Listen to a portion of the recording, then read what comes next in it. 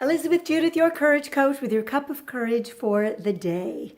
And a little reality check for you on this segment.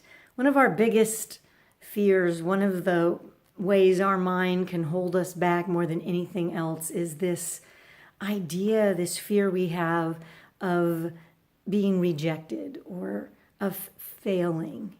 I've seen it time and time again, where we hesitate to make those cold calls because, we don't like to be told no, or we don't ask for that raise because what if they turn us down, or we don't apply for these other jobs because we might not get it, or, the list goes on and on and on.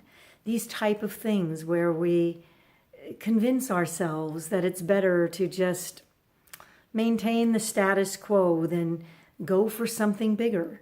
We don't cross that room and start talking to that person at that networking event or ask that person out or put ourselves out there in a bigger way. What happens if they turn us down or say no or we don't get what we want?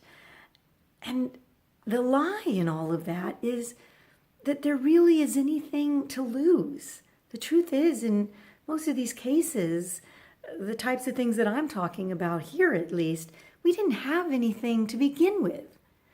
There's nothing to lose. And if you don't ask, the answer is always no to a question that isn't asked. If you don't put it out there, if you don't go for it, then guaranteed you're not going to get it, right? And I understand, I get it. Like maybe you do feel that acute pain of disappointment when you have that definitive no or that definitive so-called rejection.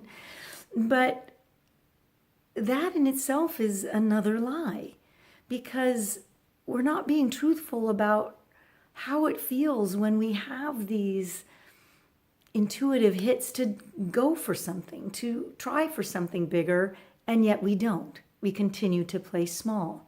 There's something that we want and we talk ourselves out of it and just go for the same old comfort zone. That doesn't feel good. And deep down, we know it. We may have gotten good with numbing that with other behaviors and learning how to just kind of shove that down and ignore it. But the truth is, that's the biggest failure of all when we don't try. And the truth is as well, another illusion is that we have not only nothing to lose, but we have everything to gain.